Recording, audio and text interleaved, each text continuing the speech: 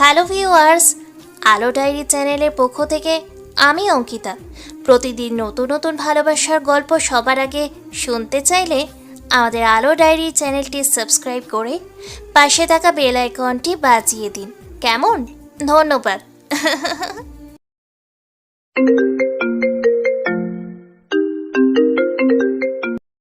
দেখতে দেখতেই কেটে যায় 4-4টে মাস। আয়রাত আগে থেকে অনেকটা স্বাভাবিক জীবনে ফিরেছে। আয়রাত, রনিত, ইলা মিলে এখন একটা ছোট্ট পরিবার। আয়রাত আব্রাহামের অফিসে যায়। হ্যাঁ, আয়রাত নিজে এখন আব্রাহামের অফিসটা পরিচালনা করে। ভাবতে অবাক লাগে, তাই না? আব্রাহামের মতো এত স্ট্রিক্ট তো হতে পারেনি, তবে খুব ইজিভাবেই সব কিছু সামলে নেয়। অফিসের যে কেবিনগুলো পুড়ে গিয়েছিল সেগুলো রিকভার করেছে। এখন আর সেগুলো খালি পড়ে থাকে না, সেগুলোতেও অনেক স্টাফরা কাজ করে। আব্রাহাম আগে যে কাজগুলো করতো অ্যাজ এ হেড লিডার, এখন সেই কাজগুলো আয়রাত করে। আব্রাহামের যে কেবিনটা ছিল এখন তা আয়রাতেরই। অবশ্য সেটা আয়রাতের কেবিন ছিল, কেননা দুজনেই কেবিন তো একটাই ছিল। কিচ্ছু পাল্টেনি আয়রাত, নাই অফিস আর নাই তার অন্য কোনো কিছু। তবে কয়েকদিন পর পর শুধু তাদের কেবিনকে সুন্দর করে সাজানো হয়, অর্থাৎ গোছগাছ করা হয়। আব্রাহামের প্রত্যেকটা জিনিস আয়রাত পরম যত্নে নিজের কাছে রেখে দিয়েছে। এমন একটা দিনও নেই যে আয়রাত এগুলো বের করে আব্রাহামের জন্য নিজের চোখের পানি ফেলে না। রনিত, স্কুল বন্ধ দেখে একদম বাইরে বাইরে ঘুরবি না। যা, তুই আমি ওকে সামলে নিব। আচ্ছা থাকো তাহলে তোমরা, আমি যাই। আয়রাত এ কথা বলেই বের হয়ে পড়ে অফিসের উদ্দেশ্যে। আয়রাত ড্রাইভারকে নেয় না, আর ড্রাইভার বলতে আয়রাত শুধু আব্দুলকে রেখেছে, হারগুলোকে বিদায় করে দিয়েছে। তাদের অফিসেই কোনো কাজ দিয়েছে। আয়রাত গাড়িতে উঠে পড়ে। এটা আব্রাহামের মেন গাড়ি, অর্থাৎ আব্রাহামের এটা পার্সোনাল গাড়ি ছিল। আয়রাত তাতে উঠে পড়ে, স্টিয়ারিংয়ে হাত দিয়ে দেয়। আব্রাহামও এভাবে ড্রাইভ করতো। আয়রাত তার পাশের সিটে তাকায়। হারাতের হঠাৎ মনে পড়ে যে আব্রাহাম যখন তাকে হুট করেই বাড়ি থেকে নিয়ে এসে পড়তো, তখন সে গাড়িতে আব্রাহামের সাইডে বসে থাকতো, কত চিল্লাতো, কিন্তু আব্রাহাম ছিল নাছরবান্দা। আয়রাত ড্রাইভ করে অফিসে পৌঁছে যায়। আয়রাত আসতে রোদেলা দেখা পায়। Good morning. Very good morning. তোমার কেবিন রেডি। কেবিন থেকে কিছু সরানো হয়নি তো? কিছু না, যেমন ছিল সেম তেমনই, শুধু ডিস্কের কাজটা পাল্টে আরেকটা কাজ লাগিয়ে দেওয়া হয়েছে। আচ্ছা, আমার ফাইলগুলো রেডি। কেবিনে দিয়ে এসো। আর রাশেদ কোথায়? ও এসেছে হয়তো ভিতরে। আচ্ছা। আয়রাত ভেতরে চলে যায়। আয়রাত ভেতরে যেতেই কেউ সালাম দিচ্ছে, আবার কেউ মর্নিং উইশ করছে।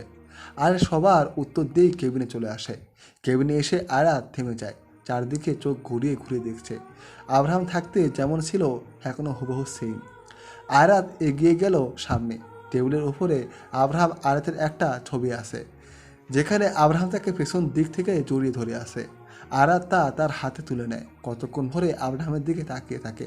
হঠাৎ টুপ করে এক ফোঁটা পানি ছবির উপরে পড়ে। আয়রাতের চোখের পানি, কিন্তু মুখে ফুটে উঠেছে এক চিলতে হাসি। আয়রাত ছবিটা হাতে নিয়েই দাঁড়িয়েছিল। তখনই দরজাতে করোনার রাশেদ। ম্যাম, ভিতরে আসবো? আয়রাত দ্রুত হাতের উল্টো পাশ দিয়ে চোখ মুছে ফেলে। হ্যাঁ এসো।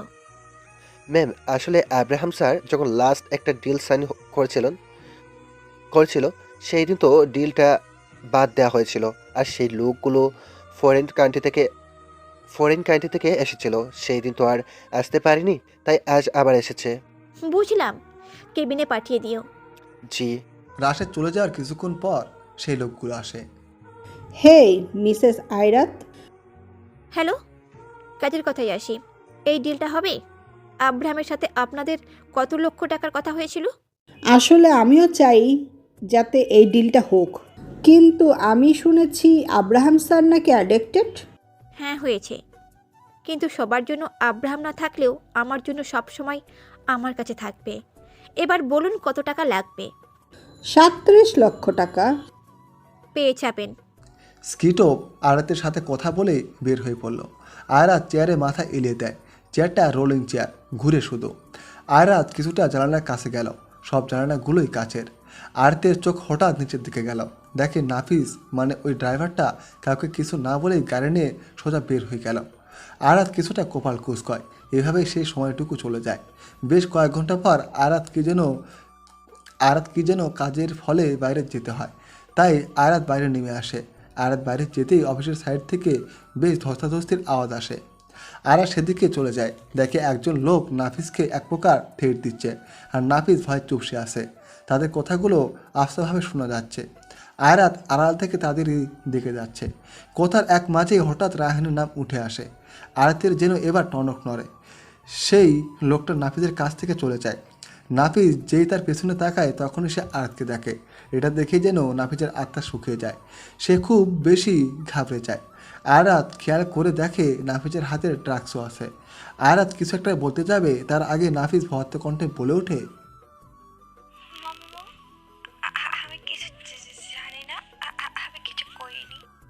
আয়রাত কিছু বলতেই পারছে না। নাফিস যে এখন নিজের মাঝে নেই তা তাকে দেখেই বোঝা যাচ্ছে। ড্রাগস বেশি সময় যাবৎ না নেয়ার ফল এইটা। নাফিস হঠাৎ এক নাগারে আবল তাবল বলতে বলতে একদম রাস্তার মাঝখানে চলে যায়। তখনই আয়াতের পাশে কিছু গার্ড আসে।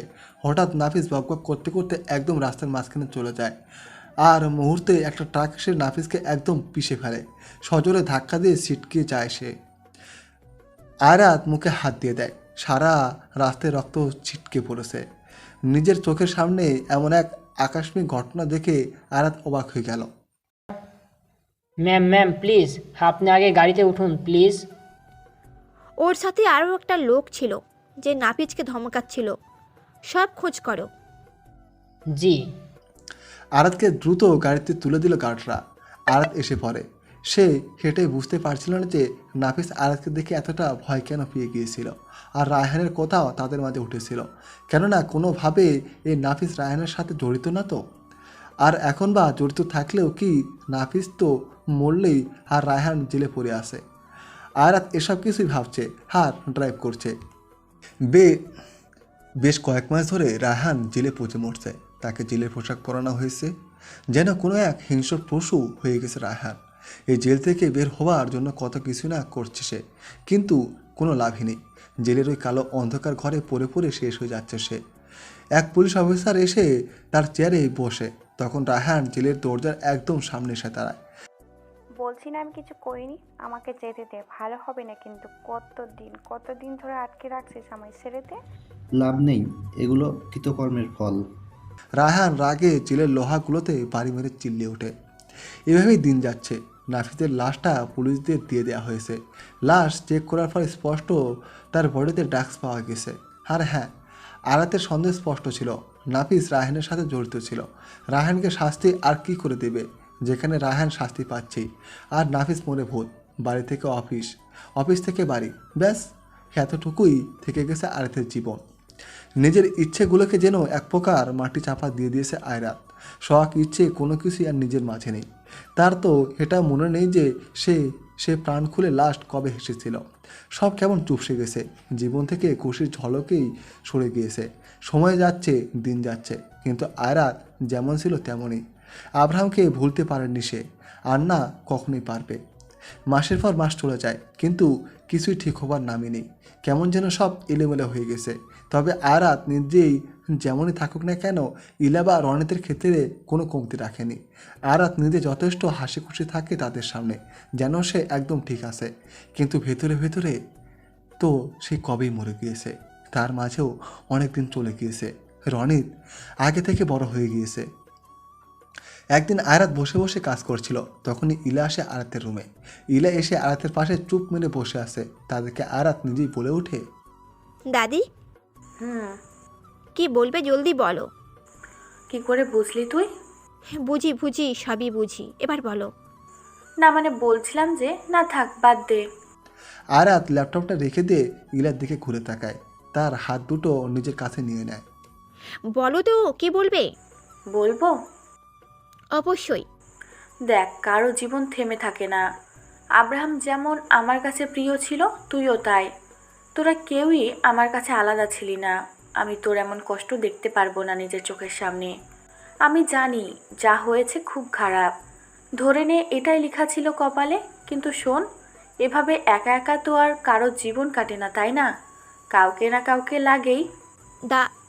আর শোনা, আমি বলি তুই আরেকটা বিয়ে করে নে না, এতে তোরই ভালো।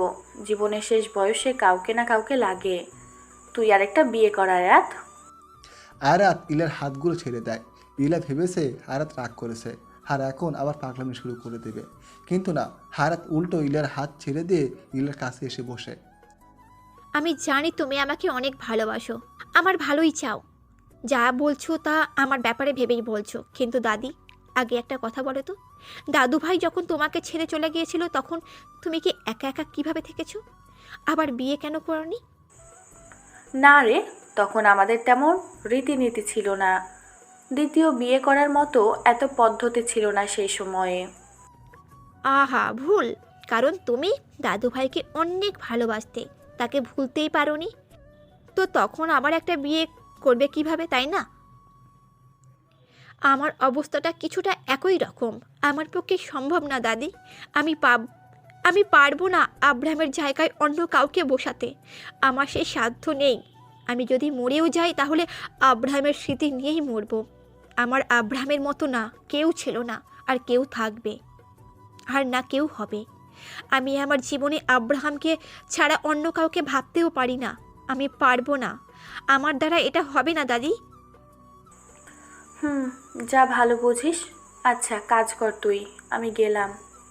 ইলা উঠে চলে আসে। তবে তখন আয়াত আবার ইলাকে পিছন দিক থেকে ডাক দেয়। এই যে ইলাবতী। কি রে? হে ইলাবতী। ডাকটা ইলার হাজবেন্ডের দেয়া, তিনি ডাকতেন শুধু। মাঝে মাঝে আয়াত ইলাকে এই নাম ধরে ডাকতে ওঠে। আজকে না তোমাকে হেব্বি সুন্দর লাগছে। চুপ কর। ইলার ধমকে আয়াত হেসে দেয়। ইলা রুম থেকে চলে যায়। ইলার চলে যাওয়ার সাথে সাথে আয়াতের মুখের হাসিটা উধাও হয়ে যায়। আয়াত পাশে তাকিয়ে দেখে আব্রাহামের গিটারটা, যা তাকে তার মা দিয়েছিল। সেদিনের কথাটা মনে পড়ে যায়, যেদিন আব্রাহাম আয়াতের জন্য গান গিয়েছিল। আয়াত ফট করে চোখ সরিয়ে ফেলে তা থেকে। চোখের কর্নিশ বেয়ে পানি পড়ার আগে আয়াত হাত দিয়ে তা মুছে চোখে চশমা পরে তীক্ষ্ণ দৃষ্টিতে ল্যাপটপের দিকে তাকায়। সব কিছু পরিবর্তন হয়ে গেছে, আর সব কিছুর সাথে সাথে আয়াত নিজেও। মানুষ পরিবর্তনশীল, আর হবেই না কেন। ঘড়ির কাঁটা ঘুরিয়ে সময় স্রোতের মতো ভেসে গিয়ে কেটে গিয়েছে প্রায় 2 বছর। এই শোনো না, প্রতিদিন ভালোবাসার নতুন নতুন গল্প পেতে ও শুনতে চাইলে আমাদের আলোর ডায়েরি চ্যানেলটি সাবস্ক্রাইব করে পাশে থাকা বেল আইকনটি বাজিয়ে দিও, কেমন? 2 বছর পর, and the best business tycoon awards guest to Mrs Abraham Ahmed Chowdhury. বিশাল এক স্টেজের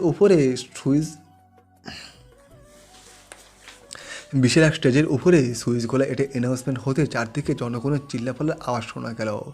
পরিবেশটা সবার 2 হাতের মাধ্যমে করতালির মুখে হয়ে ওঠে। চারদিকে মানুষের হইচইয়ের আওয়াজ কানে এসে বাসছে। স্টেজের ফোকাস লাইট এসে আয়াতের উপরে পড়ছে, যেন আয়াত এখন পুরো এয়ার শোয়ের মূল কেন্দ্রবিন্দু। আয়াত এতক্ষণ চুপচাপ বসেছিল, তারপর সে উঠে সামনের দিকে হাঁটা ধরে। যেখান দিয়ে আসছিল সেখানে সবাই এক চোখ তার দিকে তাকিয়েছিল। সবার হাতে তালি যেন থামার আর নাম নিচ্ছে না। আয়াত কোনো দিকে না তাকিয়ে সোজা স্টেজে এসে পড়ে। এখানে ফরেন বা বাংলাদেশি সবাই রয়েছে। এরপর একজন মাঝবয়সী লোক সসম্মানের সাথে আয়াতের হাতে এয়ারটা তুলে দেয়। পাশে একজন বিদেশি মেয়ে দাঁড়িয়েছিল। আয়াত তার সাথে সৌজন্যের খাতিরে হাক করে, তারপর মাউথপিসের সামনে গিয়ে দাঁড়ায়। I really don't know that what suit I speak now, but this award means a lot for me and really handward by this. I never thought that I got this award. And the whole credit goes to my husband Abraham. And the whole credit goes to my husband Abraham. This is company. He was an amazing businessman, iconic, and I can never be like him. Thanks to the well employee of my company for work hard. Thank you so much everyone. এই বলে আয়াত মুচকি হেসে এসে পড়ে। আয়াত এসে আবার আগের জায়গাতেই বসে পড়ে। Congratulation ma'am. Thanks. গত কিছু বছর যাবৎ আপনি এই অ্যাওয়ার্ড পেয়ে যাচ্ছেন, এবারও ব্যতিক্রম না? আয়াতের এ কথা বলাতে আয়াতের পাশ দিয়ে ছুটে আসে একটা মেয়ে, চিকন গড়নের ফর্সা। এসে আয়াতকে পাশ থেকে জড়িয়ে ধরে। Congratulations and celebrations. আরে হয়েছে তো। আরে আমি ভাবতে পারবো না কি যে খুশি লাগছে তোর জন্য। হয়েছে তো। ট্রিট দিতে হবে কিন্তু। আমি রাজি। এ হলো তনয়া রহমান। আসলে এর নিজেরও কোম্পানি আছে, তবে তা আরাতের কোম্পানির আন্ডারে। তনয়া আর আরাত সমবয়সী হয়, তারা বন্ধুই, খুব ভালো আর তুই তোকারি সম্পর্ক ওদের।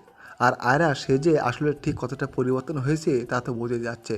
যে মেয়ে আগে একটা ফাইল অবধি অফিসের বুঝতে গিয়ে হিমশিম খেত, সে এখন পুরো অফিস পুরো কোম্পানিকে একা লিড করে। যা রিভলভারের হাতে নিলেই প্রায় জ্বর এসে পড়তো, সে এখন রাত দিন 24 ঘন্টা এগুলো অস্ত্র নিয়েই থাকে। আয়রাত আগে থেকে অনেকটা বদমেজাজি হয়ে গেছে।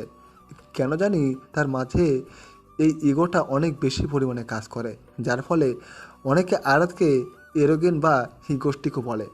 কি আর করার, পরিস্থিতি আয়রাতকে এমন বানিয়ে দিয়েছে। রাগ যেন নাগের ডোগায় আসে।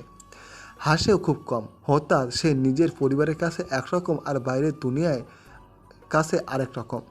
আয়রাত আগে আব্রাহামকে বলতো যে সে এমন বদমেজাজি কেন বা এমন রাগী কেন, কিন্তু সেই সব বিষয়ই যখন আয়াতের ক্ষেত্রে কাজ করছে তখন সে বুঝেছে যে আব্রাহাম আসলে কেন এমন ছিল, মেজাজি কেন বা এমন রাগী কেন। কিন্তু সেই সব বিষয় যখন আয়াতের ক্ষেত্রে কাজ করেছে তখন সে বুঝেছে যে আব্রাহাম আসলে কেন এমন ছিল। আব্রাহামের উপর যে মাফিয়ার ট্যাগটা ছিল সেটা আয়াত যেন এখন নিজের উপর নিয়ে নিয়েছে বলতে এসে পড়েছে। কেননা সেখানে অনেক ভেজাল, আর যে পরিমাণ টাকা সে সবে ব্যয় করা হতো তাতে তো এত সহজে ছাড়া যায় না। এইসব অনেক বাধা বিপত্তি এসেছে, অনেক কিছু সহ্য করতে হয়েছে। অতঃপর এগুলোকে পাড়ি দিয়ে আজ আয়াতের অবস্থান এখানে। আয়াতের বর্তমান পরিচয় ওই নুজাইফা বিনতে আয়রাত নামক একটা অতি সাধারণ মেয়ে না। তার বর্তমান identity a successful business woman tycoon. আগের আয়রাত আর এই আয়াতের মাঝে আকাশ পাতাল তফাৎ। আয়াতের কাছে মডেলিংয়ের হোপারও এসেছে, কিন্তু সেসব করারও সময় কই। এমনিতেই সে এখন এক পাবলিক ফিগার। ছেলেরা এক কথায় মরে যায় আয়াতের ওপর, কিন্তু আয়াত যেন চোখ ফিরেও দেখে না। সব কিছুই পাল্টে গেছে সব। শুধু আয়াতের মনে আব্রাহামের জন্য ভালোবাসাটা পাল্টায়নি। সবাই শান্তিপূর্ণভাবে স্টেজে বসেছিল। হঠাৎ করে তখন গুলি করার আওয়াজ আসে। একসাথে বেশ কয়েকটা গুলি বর্ষণ হয়ে যায়। সবাই তো যার যার জায়গা থেকে উঠে পড়েছে। মুহূর্তে চারদিকে গন্ডগোল লেগে গেল। সবাই নিজ নিজ জায়গা থেকে উঠে দৌড়ে চলে আসছে।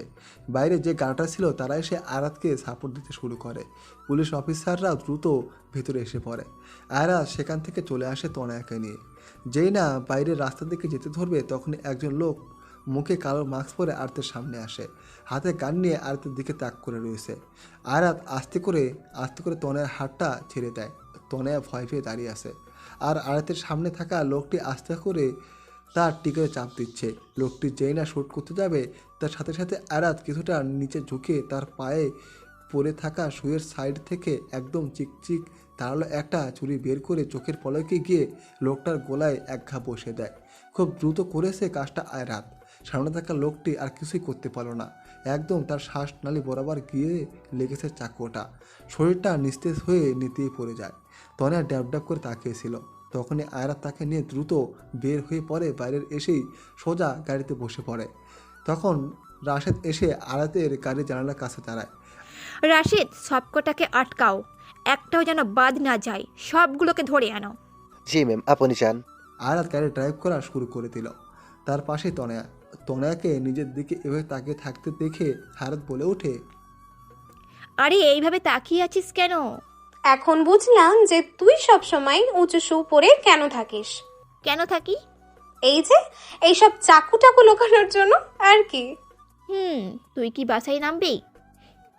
হ্যাঁ। আয়াত গিয়ে তনয়কে তার বাসার সামনে ড্রপ করে দিয়ে এসে পড়ে। এখন প্রায় রাতের সময়। 22 তলা একটা বিল্ডিং, আর তার 21 তলায় কোনো একটা রুমে আয়াত বসে বসে ম্যাগাজিন পড়ছে। তার পাশে থাকা একটা রুমেই কতগুলো মানুষকে কুকুরের মতো করে পেটানো হচ্ছে। বাকি সবগুলো আত্মরা, আর এগুলোর যে মাস্টারমাইন্ড ছিল তাকেও তুলে আনা হয়েছে। আর এরাই তখন মানুষ ভর্তি শোতে গুলি চালিয়েছিল। আয়াত তার এক হাত কপালের পাশে ঠেকে ম্যাগাজিনের দিকে চোখ দিয়ে রেখেছে। আর পাশের রুমটা থেকেই মানুষের আত্মচিৎকার ভেসে আসছে।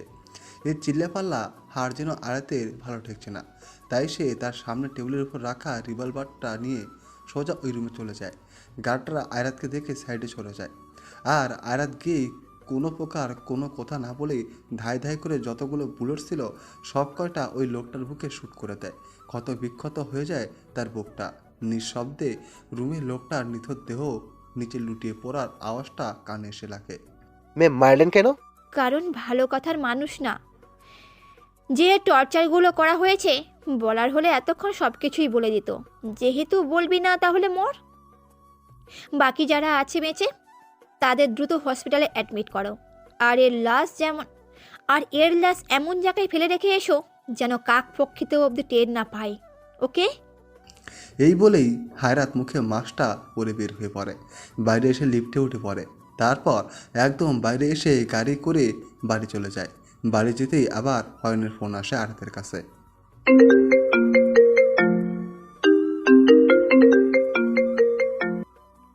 হ্যালো বৌমনি, ঠিক আছো তুমি? হ্যাঁ, আমার আবার কি হবে? রাশেদের কাছ থেকে জানতে পারলাম এয়ার শোতে তো নাকি গুলি চালানো হয়েছে। হ্যাঁ, কয়েকটা। কে করেছে এসব জানতে পেরেছো?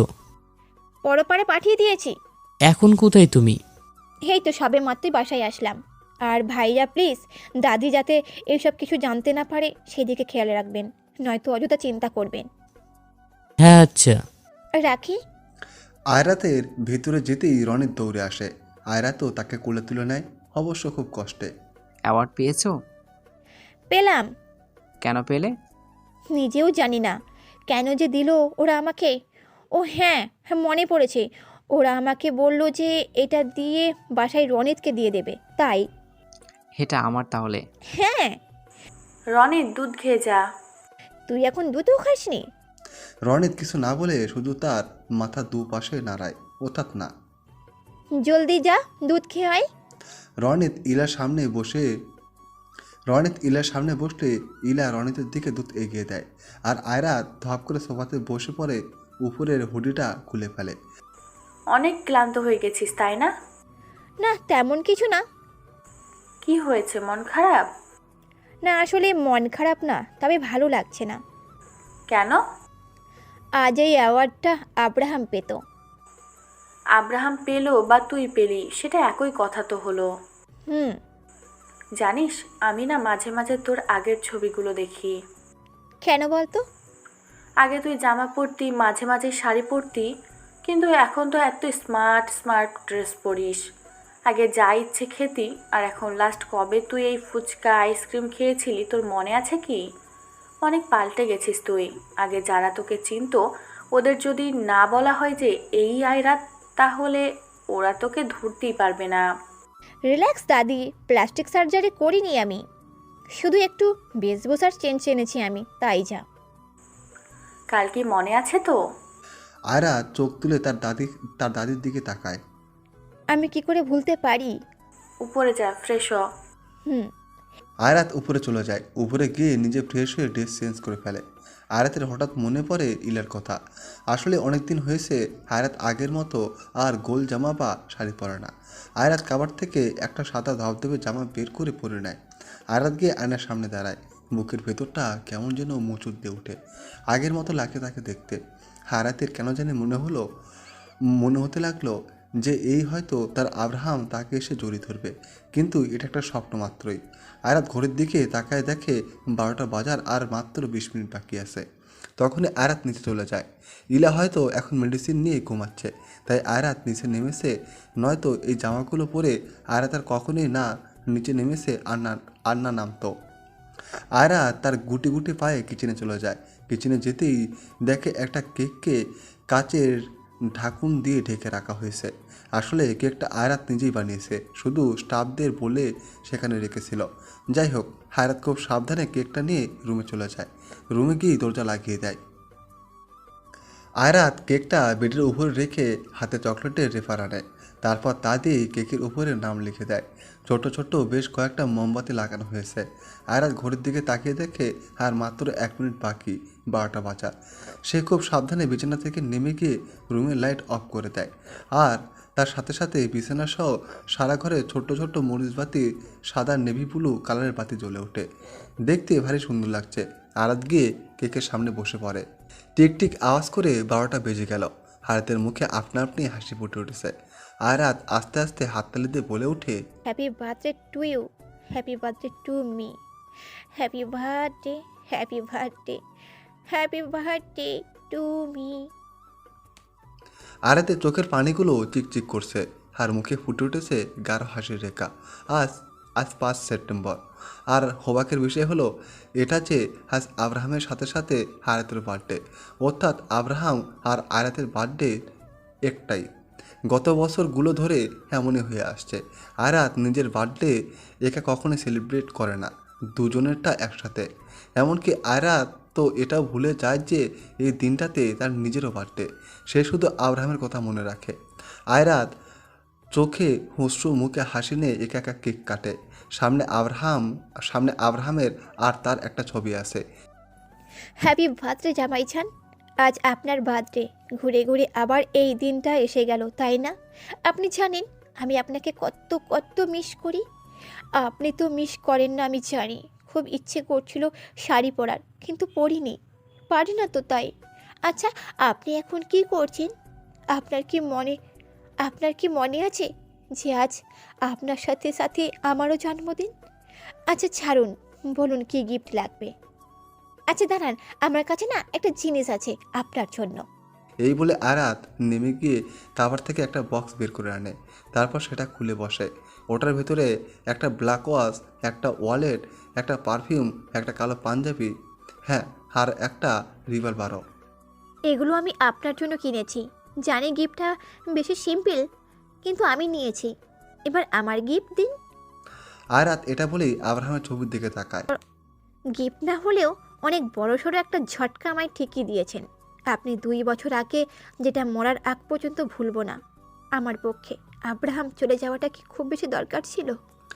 আয়রাত মায়াভরা দৃষ্টিতে আব্রাহামের দিকে তাকায়। আয়রাত হেসে দেয়। আর তখন টুক টুক করে চোখ থেকে পানি গড়িয়ে পড়ে। এটা নতুন কিছু না, এভাবে কেটে আসছে আরাতের দিনগুলো। আর তাদের দুজনের বার্থডের দিন তো যেন পুরনো ঘাগুলো আবার তরতাজা করে দেওয়ার জন্য আসে। আয়রাত এইভাবেই আব্রাহামের সাথে কথা বলে একা একাই, নিজেকে কোনোভাবে আশ্বাস না আসলে মিথ্যা আশ্বাস দেওয়ার চেষ্টা চালিয়ে যায়। আয়রাত বিছানার এক কোণাতে গিয়ে আব্রাহামের ছবিটা নিয়ে ঘুমিয়ে পড়ে। পরে এইভাবে রাতটুকু কেটে যায়। সকালে আয়রাত সিঁড়ি বেয়ে নিচে নামছে আর হাতে ঘড়ি পড়ছে। তবে আজ আয়রাতকে কেমন জানি একটু ভিন্ন রকমের লাগছে। কালো প্যান্ট, ভিতরে অ্যাশ কালারের শর্ট টপ আর উপরে ব্ল্যাক কালারের জ্যাকেট পরেছে। আয়রাতকে এত দ্রুত নিচে নামতে দেখেই ইলা বলে ওঠে, এসেছিস? হ্যাঁ, জলদি যেতে হবে। এখন তাড়াতাড়ি নাস্তা করতে বস। না, তা করার সময়ও নেই আমার কাছে। জলদি যেতে হবে। তনয়া ফোন করেছিল, আগামী প্রজেক্ট নিয়ে নাকি মিটিং করতে হবে, তাই জলদি যাচ্ছি। কিছু তো খেয়ে যা। না, এখন খেতে বসে দেরি হয়ে যাবে। অফিসে খেয়ে নেব আমি। এখন যাই। রনিত, টাটা। এই হ্যাপি বার্থডে। হ্যাঁ। Happy birthday. Happy birthday. আর আসার সময় চকলেট। আচ্ছা। আয়রাত এই বলেই বের হয়ে পড়ে গাড়ি নিয়ে। তবে অফিসে যেতেই আয়রাত অবাক, কেননা সব স্টাফরা যার যার মতো কাজ করছে। কিন্তু তনয়া তাকে বলেছিল যে সবাই নাকি কনফারেন্স রুমে। সে যাই হোক, আয়রাত তার কেবিনে চলে যায়। তখনই রোদেলা আসে আর তার সাথে তনয়া নিজেও। ভেতরে কি আসবো ম্যাডাম? আয় এদিকে, তোর কানের বোঁটা ছেড়ে দিয়ে এদিকে আয়। যাব বাবা, আমি আবার কি করলাম? সকালে ফোন করে কি বলেছিস আমাকে? সবাই কনফারেন্সের রুমে, তাই না? এই তোর মিটিং? আরে ছাড় না। By the way, happy birthday. হয়েছে। Happy birthday. থ্যাঙ্কস। চল। কোথায়? শোন না, একটা কনসার্ট আছে, বুঝলি তো? মানে কি যে বলবো তোকে, এত সুন্দর সেটা, অনেক জমজমাট আর বিশাল বড় সড়ো করে হবে। হাজার হাজার মানুষ আসবে সেখানে। আমার তো আর তরই সইছে না। চল না রে, আমরাও সেখানে যাই। অফিসে রেখে এই সকাল সকাল কনসার্টে যাব আমি? আরে না, এখন না, রাতে, মানে অফিস শেষ করেই আমরা বের হব আর কি। তবে আমরা কিন্তু যাবই, অনেক মজা হবে। আর সবাই সেখানে যাওয়ার জন্য জাস্ট পাগল হয়ে পড়েছে। ওকে ফাইন যাবো, বাট আগে কাজের কথা করতে দে। আর তুই যা, এই ফাইলগুলো এনে সব করে দে।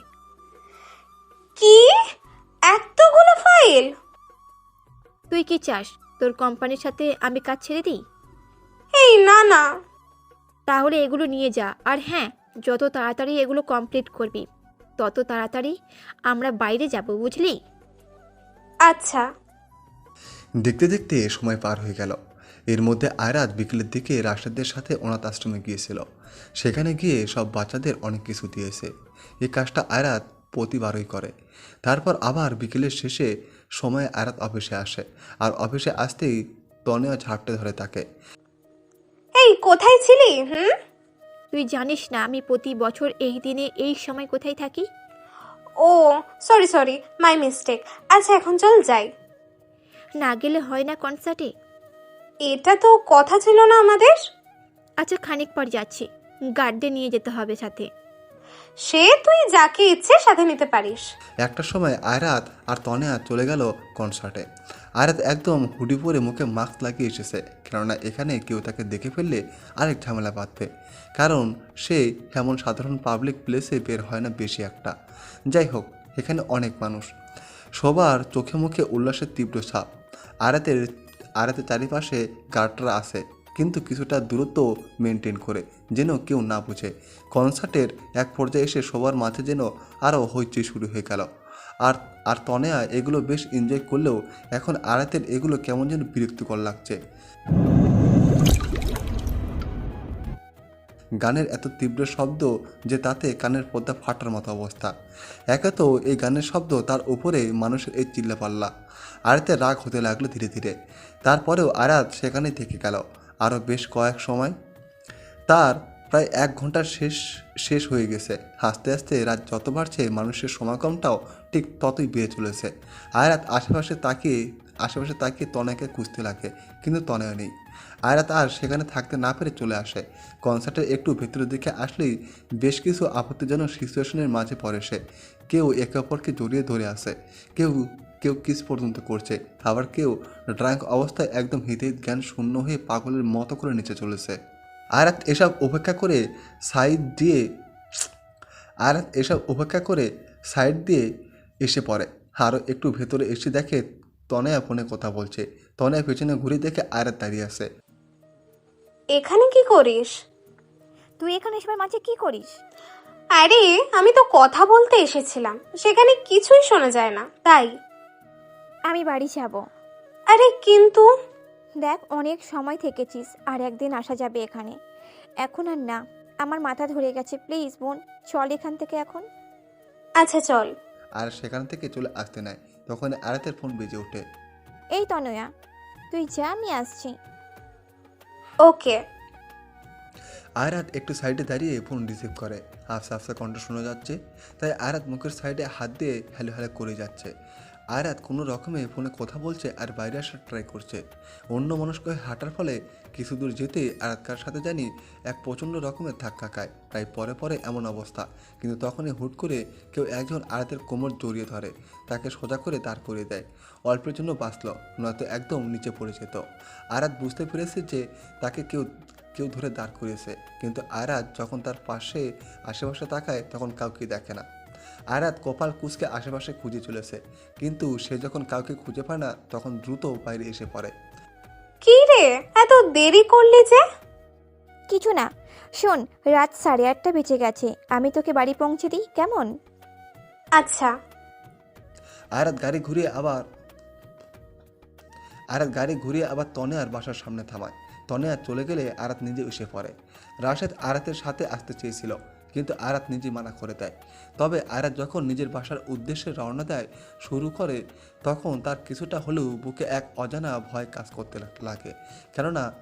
কেননা তনয়ের বাসা আয়রাতের বাসার রাস্তা থেকে বেশ উল্টো দিকে। এখন আয়রাতকে তার বাসায় যেতে হলে অন্য রাস্তাতে যেতে হবে। কি আর করার, আয়রাত ড্রাইভ করা শুরু করে দেয়। দেখতে দেখতে একসময় আয়রাত এক অতি চেনা জায়গায় রাস্তায় এসে পড়ে। সেই পাহাড়ি রাস্তাটা যাতে আব্রাহামের অ্যাক্সিডেন্ট হয়েছিল। কেন জানি আরাত যখন ওই রাস্তাটা অতিক্রম করছিল তখন আরাতের গায়ে কাঁটা দিয়ে উঠছিল। এই রাস্তার মুখেও সে জীবনে মোড়াতে চায়নি, কিন্তু আজ বাধ্য হয়ে আরাত যথাসম্ভব নিজেকে সংযত রেখে সেই রাস্তাটা পাড়ি দেয়।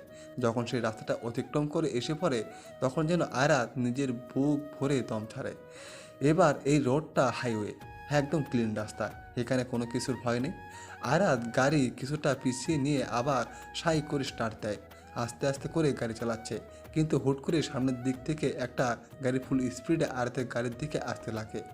আরাত তা দেখে আগে থেকে তার গাড়ির স্পিড আরও কমিয়ে দেয়, কিন্তু গাড়িটা এসে সোজা আরাতের গাড়ির গা একদম ঘেঁষে চলে যায়।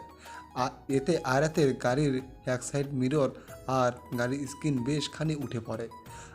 আরাতের এটা দেখে তো মাথা মুতা সব একেবারে খারাপ হয়ে গেল। আরাত জিদ ধরে। আরাতের গাড়ির যে পরিমাণ স্পিড ছিল তার সম্পূর্ণ বাড়িতে আরাত উল্টো ঘুরে ওই গাড়ির পিছনে যেতে থাকে। আরাত স্পিড আরও বাড়িয়ে দেয়। প্রায় 6-7 মিনিট পর এভাবে ড্রাইভ করতে থাকে। আরও একটু স্পিড বাড়িয়ে দিয়ে আরাত একদম সেই গাড়ি ক্রস করে চলে যায়। কিছুদূর গিয়ে আবার ব্রেক কষে সেই গাড়ির সামনে নিজের গাড়ি থামায়। ওই গাড়ি থেকে কেউ নামছে না দেখে আরাত নিজেই তার গাড়ি থেকে নেমে পড়ে। আরাত স্পষ্ট দেখতে পাচ্ছে ওই গাড়ির ড্রাইভিং সিটে কেউ একজন বসে আছে, কিন্তু বের হচ্ছে না। আরাত জিজ্ঞাসা দৃষ্টিতে তার 2 হাত 2 দিকে খানে ছড়িয়ে দিয়ে রাগে বলে ওঠে, আব্বে ওয়ে, রাস্তা কি তোর বাপের নাকি? এইভাবে গাড়ি চালাস কেন? না আসলে গাড়ি চালা না হয় রাস্তায় এরোপ্লেন চালা। না নেই, কিন্তু তা অন্যের ক্ষতি তো হতে পারে। গাড়ি থেকে বের হো। এখন চুপ করে আছিস কেন? বের হো গাড়ি থেকে। কি করেছিস দেখ, আমার গাড়ির সাইড মিরর ভেঙে দিয়েছিস আর গাড়ির সাইডের সম্পূর্ণ স্কিন তুলে দিয়ে ফেলেছিস। বের হো গাড়ি থেকে।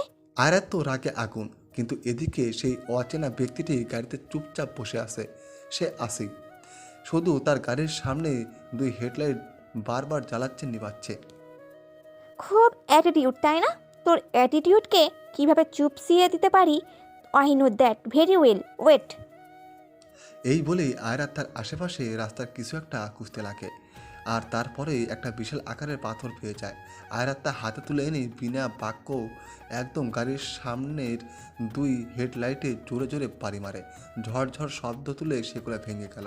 আয়রাত তার জুতোর চিপা থেকে চাকু বের করে তাদের গাড়ির গা ধরে দেয় 4-5টা আঁচড় কেটে। তবে আশ্চর্যজনক বিষয় হচ্ছে যে আয়রাত যে এত কিছু করছে তাতে সেই ব্যক্তিটি একটা টু শব্দ অব্দি করছে না, চুপচাপ বসে আছে ড্রাইভিং সিটেই। এগুলো এত কিছু করার পরেও আয়রাত তার হাত দুটো ঝাড়তে ঝাড়তে ওই গাড়িটার সামনে এসে 2 হাত ভাঁজ করে দাঁড়ায়। এই বলে আয়রাত তার গাড়িতে গিয়ে ধপ করে বসে পড়ে, তারপর সাই করে চালিয়ে চলে যায়। আয়রাত বাড়িতে এলেই একটু সারপ্রাইজ হয়, কেননা হলরুমে অয়ন, দিয়া, রোহিত, আরশি, কৌশল, অবনী সবাই এসেছে। আয়রাত তাদের দেখে খুশি হয়ে যায়। ও হ্যাঁ, আরেকটা খুশির খবর, Arshi pregnant. What is present surprise? হ্যাঁ, ভাবলাম দিয়ে দেই। কখন এসেছো তোমরা সবাই? আছে তো, উপরে যা, ফ্রেশ হ। সরি, আসলে রাস্তায় অনেক জ্যাম ছিল তো, তাই আর কি। যাই হোক, কেমন আছিস তা বল। এই তো, আব্রাহাম যেভাবে রেখে গিয়েছে এখনও সেভাবেই আছি। আরুষি আপু কেমন আছো? শরীর ভালো তো? অনেক ভালো। হ্যাঁ, এখন তো ভালো থাকতেই হবে। সেই রাতটুকু এভাবেই সবার সাথে হেসে খেলে চলে যায়। সবাইকে আজ রাতটা থেকে যেতে বললে সবাই কিছুটা ব্যস্ততা দেখায়। আর তো বুঝেছে সবারই কাজ আছে, আর এছাড়া প্রতিদিন কথা তো হয়, কারো সম্পর্কে কোনো রকম ফাটলের চিটে ফোটাও ধরেনি। আগে যেমন ছিল এখনও তাই। রাত বাজছে 11:45। হিলাকে আরাত মেডিসিন খাইয়ে ঘুম পাড়িয়ে দিয়েছে। আরাত এখন একটা বই নিয়ে আরেক কাপ গরম কফি নিয়ে বারান্দায় বসে আছে দোলনাতে।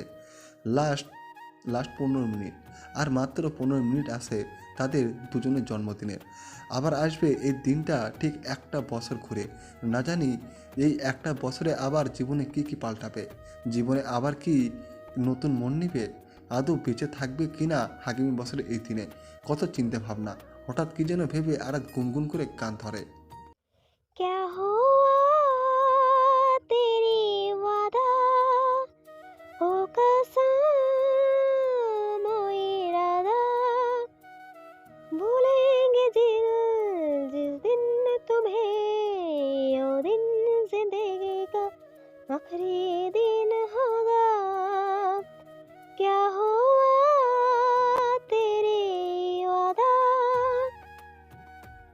Happy birthday Abraham. ঘড়িতে টিকটিক শব্দ করে উঠল, তা যেন জানান দিচ্ছে যে সময় শেষ, 12টা বেজে গেছে। পরের দিন সকালে উঠে আয়াত অফিসে চলে যায়। আর সত্যি বলতে অফিসে তেমন কোনো কাজ নেই, আয়াতেরও ভালো লাগছে না। তাই আয়াত রোদেলা, রাশেদ আর তনয়কে ডাক দিয়ে দেয় নিজের কেবিনে। ম্যাম ডেকেছেন। আরে এসো এসো, আসলে ভালো লাগছিল না তো, তাই ভাবলাম তোমাদের ডাক দিই। আসো সবাই একসাথে লাঞ্চ করি। আয়াতের কথা শুনে তারা তিনজনেই হেসে দেয়। আয়াতকে দেখে কেউ বলবে না যে এত বড় একটা কোম্পানির মালিক কিনা, এত ফ্রেন্ডলি আর এত ভালো বিহেভ। তারা একসাথে খেতে বসে। আই চলো ঘুরতে যাই। হ্যাঁ ভালো হবে। আরে ঘুরে না আসলাম আজ আবার? ওই দিন ঘুরতে দিয়েছিস তুই আমাকে, আমাকে নিয়ে এসে পড়েছে জোর করে। চল আজ যাই না। হ্যাঁ ম্যাম, চলুন যাই। আই চলো না যাই, প্লিজ প্লিজ প্লিজ। যাবি না মানে? যেতেই হবে। আরে বাবা ওকে ফাইন, যাবো যাবো, বিকেলের দিকে বের হব। আয়াতকে যেভাবে আঁকড়ে ধরেছে তাতে আর কোনো উপায়ই রইল না, আয়াত বাধ্য হয়েই গেল। তবে তারা কোথায় যাচ্ছে তা আয়াতকে বলেনি, এটা নাকি একটা সারপ্রাইজ, তাই আয়াতকে বলা হয়নি। আয়াত আর কি করবে, ওকে ফাইন, না বললো কেউ। তাদের সাথে সাথে আয়াতও যাচ্ছে। এই শোনো না, প্রতিদিন ভালোবাসার নতুন নতুন গল্প পেতে ও শুনতে চাইলে আমাদের আলোর ডায়েরি চ্যানেলটি সাবস্ক্রাইব করে পাশে থাকা বেল আইকনটি বাজিয়ে দিও, কেমন? প্রায় বেশ কিছু সময় ড্রাইভ করার পর আয়াত, তনয়, রোদেলা আর রাশেদ একটা জায়গায় থামে। এখানে অনেকগুলো গাড়ি দাঁড় করানো, দেখি বোঝা যাচ্ছে এটা পার্কিং প্লেস। গাড়ি পার্ক করার পর তারা সবাই নেমে পড়ে। আয়াতের জায়গাটার ওপর কিছুটা সন্দেহ হয়। তখনই তনয়া তাকে হাত ধরে ভেতরে নিয়ে যায়। আর যেতেই আয়াতের সন্দেহটা একদম ঠিক হয়ে যায়। এটা কনসার্ট, উফ আজ আবার এই কনসার্ট। আয়াত একটু ক্লান্ত দৃষ্টিতে তনয়ার দিকে তাকায়।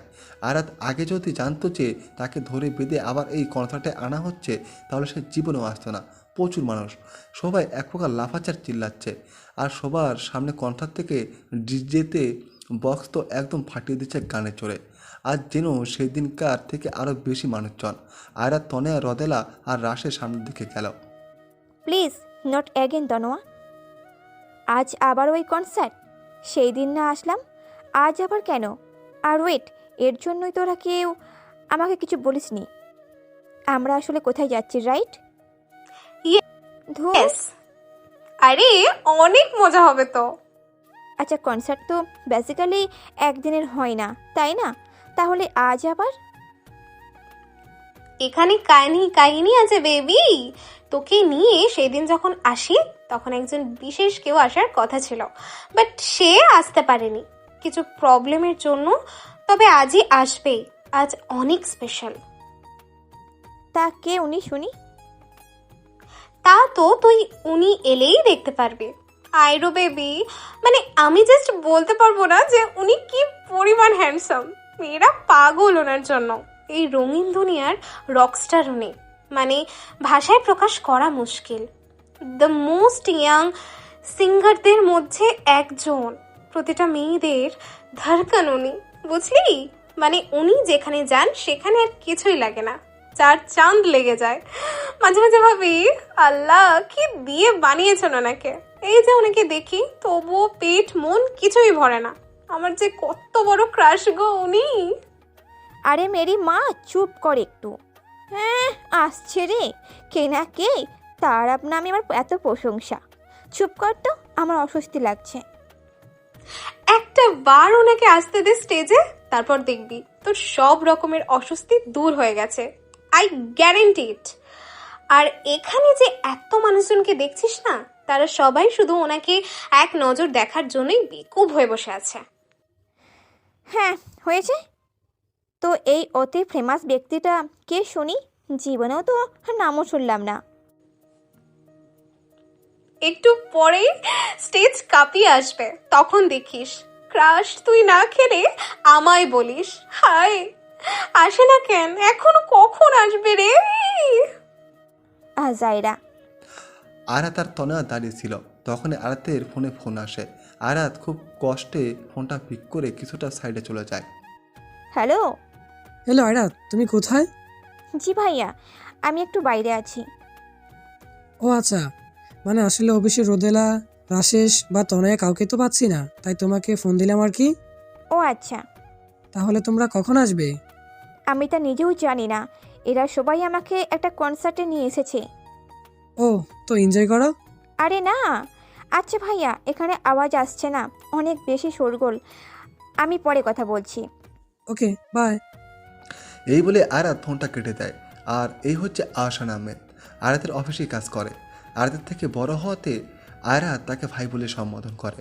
আর একটা সময় যখন পরিস্থিতি সব হাতের প্রায় বাইরে চলে গিয়েছিল, তখন উনি আরাতকে অনেক হেল্প করেন। আরাত যে কোনো প্রবলেমে পড়লে এসে এই ভাই আহসান সবার আগে এসেছে। তো যাই হোক, এই আহসান এখন আরাতের অফিসেই কাজ করে। আরাত তো কিছুটা দূরে গিয়েছিল ফোনে কথা বলার জন্য, তখন রাশেদ আসে। ম্যাম। হ্যাঁ, আহসান ভাইয়া ফোন করেছিল। হ্যাঁ, আমার কাছেও। অফিসে যেতে হবে ইমিডিয়েটলি, কিছু কাজ পড়ে গেছে। হ্যাঁ। কিরে আইরু, বাইরে আসলি কেন? ভেতরে চল। আরে অফিসে কিছু কাজ পড়ে গেছে রে, জরুরিভাবে যেতে হবে। কি? একদমই না। কত ধৈর্য ধরে এখানে এসেছি জাস্ট একটা নজর ওনাকে দেখার জন্য। একটু পরেই উনি এসে পড়বেন, আর এখন কি এই কনসার্ট ছেড়ে যেতে হবে? আইরু না, প্লিজ চল না, আমি যাব না। কিন্তু ম্যাম, এক কাজ করি, আমি আর রুদেলা চলে যাই, আপনারা পরে এসে পড়বেন, তাহলেই হবে। Best idea. হ্যাঁ, তাই হবে। আইরু প্লিজ না বলিস না। আরে বাবা, আচ্ছা ঠিক আছে, থাকবো। অনেক ধন্যবাদ রে। আরে হয়েছে। রাশেদ, তুমি আর রোদেলা সাবধানে যাও, ওকে? আর অফিসে ভাইয়া আছেন তো, কি কি লাগে না লাগে সব দেখো। জি ম্যাম, একদম চিন্তা করবেন না। এই বলেই রাশেদ আর রোদেলা অফিসের উদ্দেশ্যে চলে যায়। আর আয়রাত অ্যান্ড তনেয়া আবার কনসার্টের ভেতরে চলে যায়। প্রচুর জোরে বিট বাজানো হচ্ছে, নানা রং বেরঙের ডিস্কো লাইট জল জল করছে চারদিকে। সবাই বিটের তালে তুলছে। তবে তার কিছুক্ষণ পর হুট করেই পুরো কনসার্টের লাইটগুলো অফ হয়ে যায়। ও, সবার মাঝে যেন একটা গম্ভীর শব্দ কাজ করে। এভাবে লাইট চলে যাওয়ার কোনো মানেই হয় না। তবে তার সাথে সাথে যার যার ফোনের ফ্ল্যাশ লাইট জ্বলে ওঠে। এই অন্ধকার পরিবেশে সবার ফোনের ফ্ল্যাশ লাইট যেন সাদা মুক্তোর মতো ফুটে উঠেছে। সবাই হাতে ফোনটা নিয়ে উপরে তুলে কিছুটা তুলতে থাকে। পরিবেশটার মাধুর্যটা পাল্টে গেছে, দারুণ লাগছে সব কিছু। তখন স্টেজে কারো ওয়াইবয় দেখা যায়, হয়তো সে পেছনে ঘুরে আসে। আর শুধু এই ওয়াইবয়টা দেখেই জনগণের মাঝে যেন উল্লাসের সীমা নেই। চিল্লাফালার মুহূর্তে আগে থেকে আরও দ্বিগুণ হারে জন্ম নিল। আর সেই ওয়াইবয়টা তার ঘাড় ঘুরিয়ে খানিক পেছনের দিকে তাকায়, মুখে ফুটে উঠে বাঁকা হাসি। তবে তাকে দেখতে পারছে না ঠিকভাবে। মুখের কাছে মাইকটা নিয়ে একদম হালকা স্বরে গুনগুনে ওঠে। তাতেই সকলের গলার স্বর আরেক ধাপ উপরে উঠে পড়ে। তখনই তনেয়া তার পাশে থাকা আয়ারাতকে বলে ওঠে, look, here is the dream boy. দেখাই তো যাচ্ছে না। আরে দেখতে থাক, আগে আগে কি হয়। সে আফসা ওয়াইবয়টা এবার পুরোপুরি সামনের দিকে ঘুরে গেল। তবে মুখে কোনো আলো নেই, সে অন্ধকার চেয়ে আসে। হঠাৎ সে তার এক হাত উপরের দিকে তুলে ধরে। উৎসুক জনতা উল্লাসে ফেটে পড়ে। আর বিশাল আকারের স্টেজে সে ওয়াইবয়টা তার ভারী ভারী কদম ফেলে কিছুটা সামনে এগিয়ে আসে।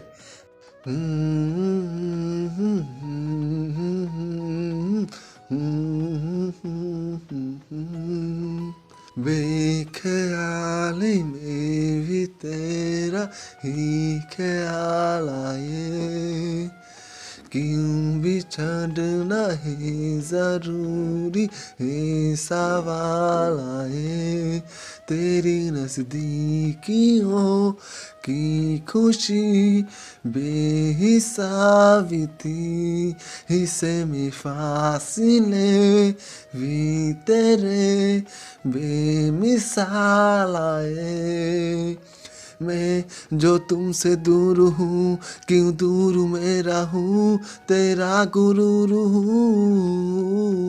आ तू फासला मिटा, तू ख्वाब सा मिला, क्यों ख्वाब तोड़ दूँ, बेख्याली में भी तेरा ही ख्याल आए, क्यों भी छड़ना है जरूरी ये सवाल आए थोड़ा सा मैं खफा हो गया अपने आप से। গানটাতে না পাওয়ার বেদনা, হারিয়ে ফেলার তীব্র যন্ত্রণা, প্রতিটা দিন প্রতিটা রাত কারো স্মৃতি নিয়ে ছটফট করার মতো অসহনীয় চাপ, কাউকে ভুলতে না পারার গাঢ় চাপ স্পষ্ট ছিল। নিজের সর্বোচ্চ দিয়ে গিয়েছে গানটা, তাই গানটাতে একরাশ মুগ্ধতা ছিল। কারো যেন চোখে সরার নামই নিচ্ছিল না। এক আলাদা নেশা, এক আলাদা ভালো লাগার মতো অনুভূতি কাজ করছিল সবার মাঝেই। অবশেষে গান শেষ হয়, আর তখনই আরেক দফা সবাই চিল্লে ওঠে।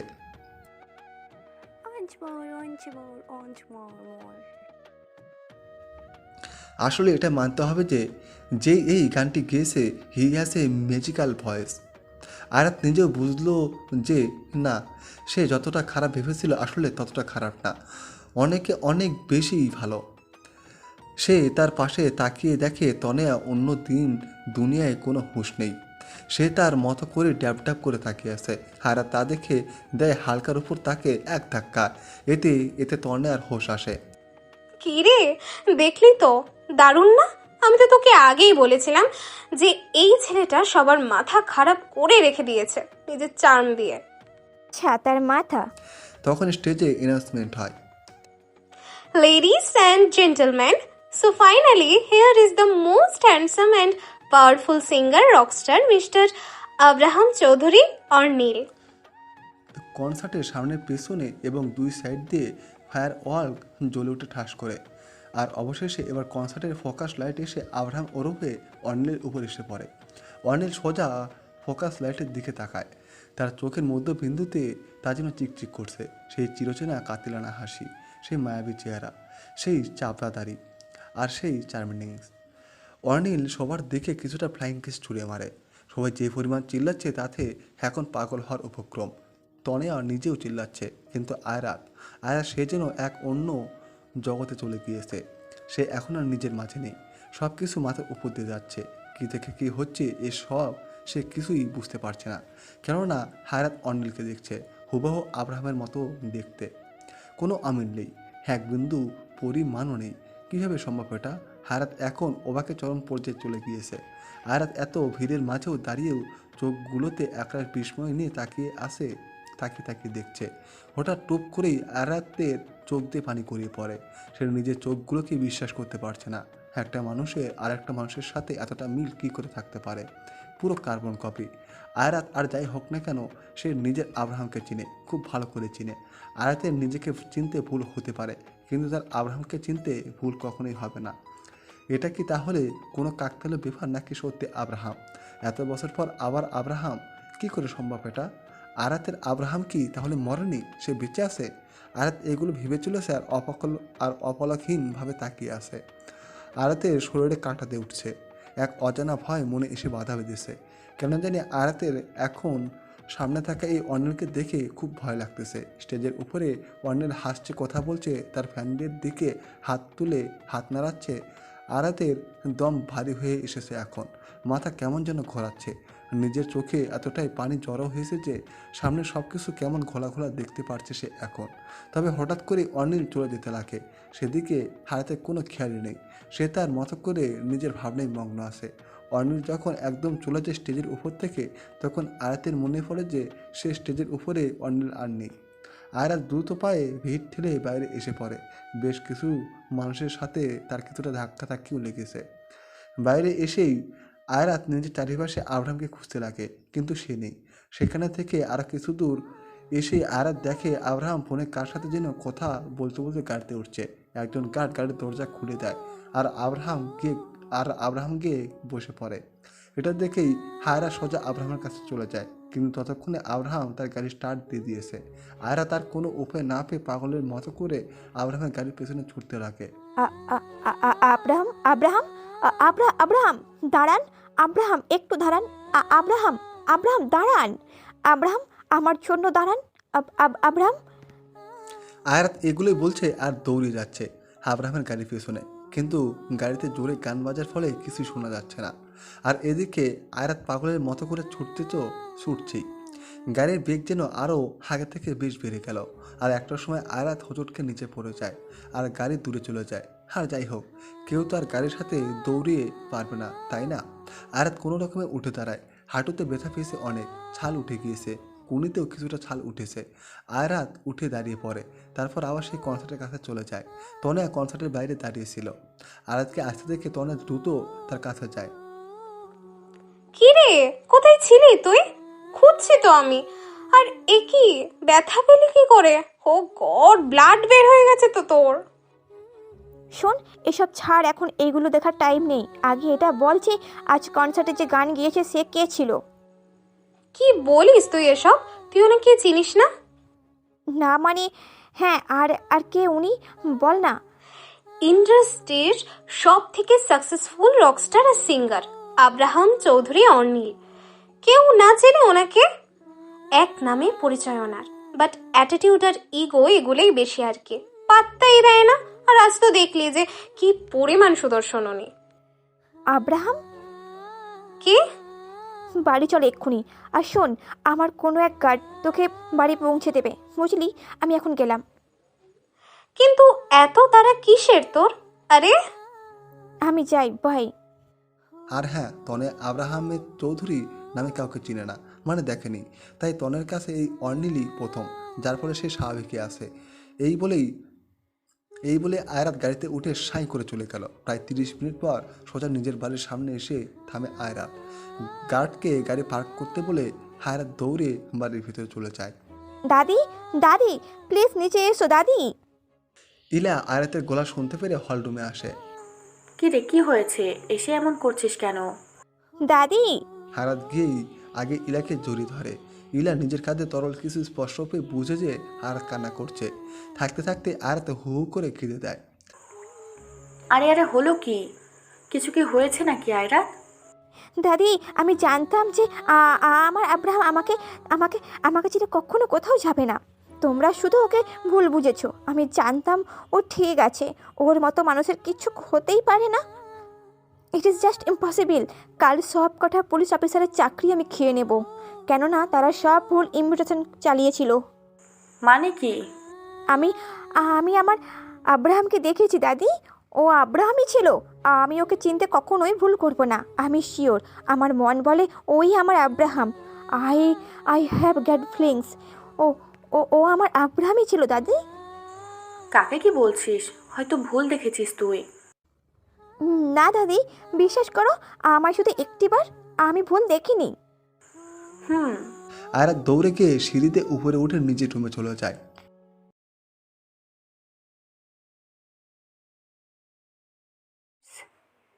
আপনারা তো দেখতেই পারলেন, আব্রাহাম ভেবে আয়রাত তার পিছু ছুটছে, কিন্তু আমি জানার মতে, বাট আপনারা তো দেখলেন যে ওনার নাম হচ্ছে অর্নিল। তাহলে কি সে আব্রাহাম নাকি অর্নিলে? আমাদের গল্পে কি নতুন হিরোর আগমন ঘটলো নাকি আব্রাহামই ছদ্মবেশে চলে এসেছে? আপনাদের কাছে কোনটা মনে হয়? আপনাদের কাছে যেটা মনে হয় অবশ্যই কমেন্ট করে জানিয়ে দেবেন। আর নেক্সট পার্টের জন্য তো অপেক্ষা করতেই হবে, নেক্সট পার্টে, কারণ অনেক বড় একটা রহস্য আছে। তো ধন্যবাদ সবাইকে। আর হ্যাঁ, কমেন্ট করে কিন্তু জানিয়ে দিবেন যে আব্রাহামই নাকি ওটা অর্নিল। ঠিক আছে, ধন্যবাদ সবাইকে।